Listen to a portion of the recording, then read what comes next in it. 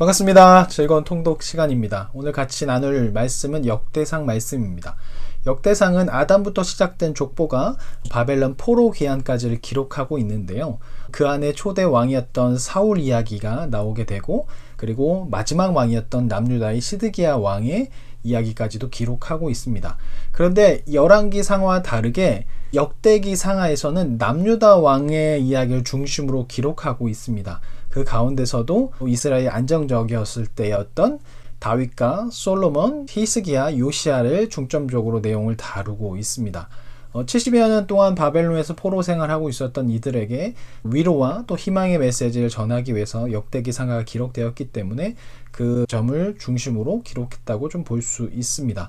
또한 여기에는 이스라엘이 말씀으로 다시 세워지기를 기대하는 마음도 있어서 성전 중심으로 레위인과 제사장 중심의 그 역할을 좀 강조하는 내용도 나타나게 됩니다. 역대기의 히브리 성서 책 이름은 디브레 하야민, 그 날들의 말씀들이라는 제목이 붙여져 있고요. 70인역에서는 파랄레이 포메논이라고 해서 생략된 이야기, 곁에 전해진 것들이라는 그런 의미가 있어서 사무엘상하에 나오지 않은 것들을 썼다라고 그렇게 볼 수 있습니다. 우리가 역대기라고 붙인 이 이름은 초대 교부였던 히에로니무스가 처음으로 이렇게 부르게 되었고, 그것이 이어지게 되면서 우리말 성경도 그 말에 따라서 역대기라고 그렇게 붙였습니다.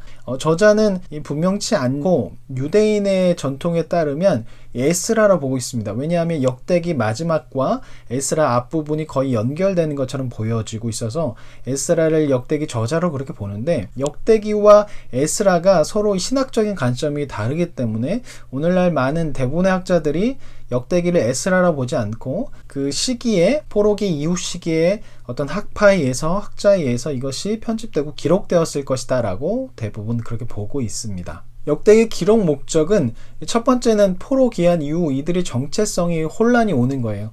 왜 우리는 귀환했음에도 불구하고 하나님 말씀에 따라 귀환했는데 왜 아무런 일이 벌어지지 않는가?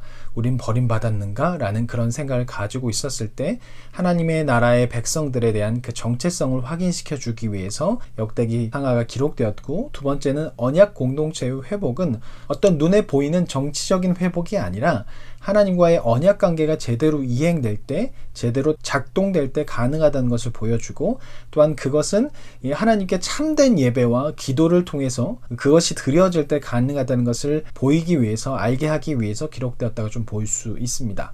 역대상의 전체적인 내용을 보면 1장부터 9장은 족보 이야기가 등장하게 돼요.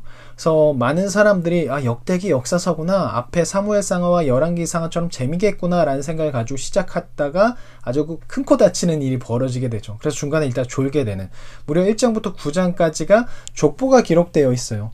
그러다 보니까 성경의 어느 부분보다도 엄청나게 긴 족보가 기록되어 있죠. 그러다 보니까 많이들 포기하게 되는 부분 중 하나가 바로 역대기의 역대상입니다. 그런데 1장부터 9장 엄청나게 긴 족보가 기록되어 있다면 그 목적이 있을 겁니다.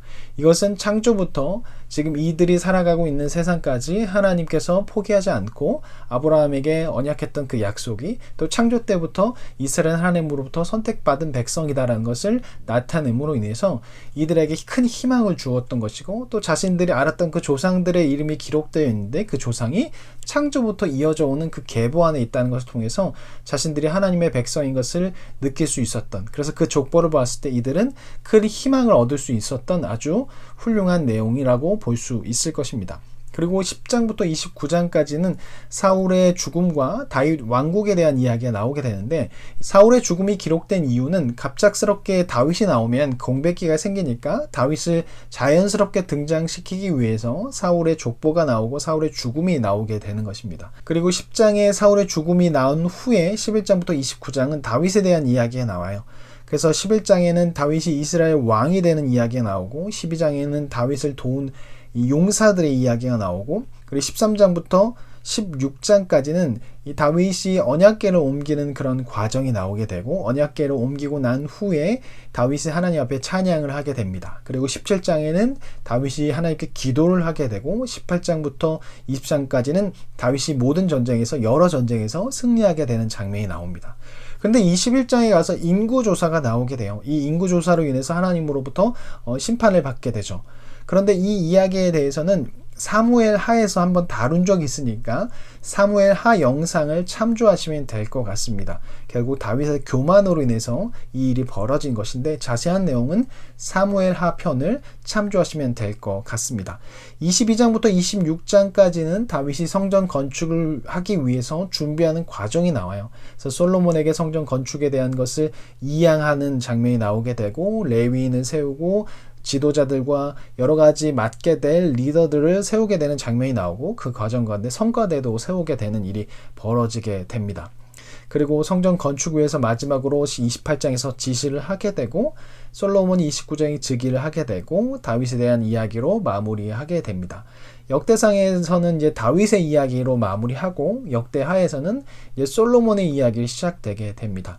역대기 상하 하나님의 백성으로서 정체성의 혼돈이 일어나고 있었던 그들에게 희망을 주기 위해서 또한 그들을 통해서 하나님께 온전히 예배할 때 이것이 회복될 수 있다는 것을 보여주기 위해서 기록되었습니다. 우리가 온전히 하나님을 바라볼 때 또한 우리가 하나님의 백성으로 살아갈 때 뜻하지 않은 여러 가지 일들이 벌어지게 되는데요. 그때 우리는 누구에게 희망을 가질 것인가? 또 내가 하나님의 백성인 것을 기억하고 하나님께 나아갈 때 또 예배를 회복할 때 우리는 하나님 나라의 백성의 정체성을 확인할 수 있습니다.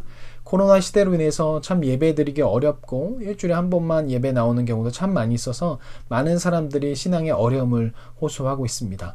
이럴 때 개인적으로 하나님의 이름을 부르며 예수님의 이름을 부르며 개인의 공간에서 하나님의 예배를 회복함으로 인해서 우리는 이 정체성과 이 어려움을 해결할 수 있다고 생각됩니다. 집에서 말씀을 통해서 묵상을 통해서 기도를 통해서 신앙을 더욱더 자리 잡고 키워나갈 수 있는 우리가 되었으면 좋겠습니다. 그러면 다음 시간에 뵙겠습니다. 안녕히 계세요.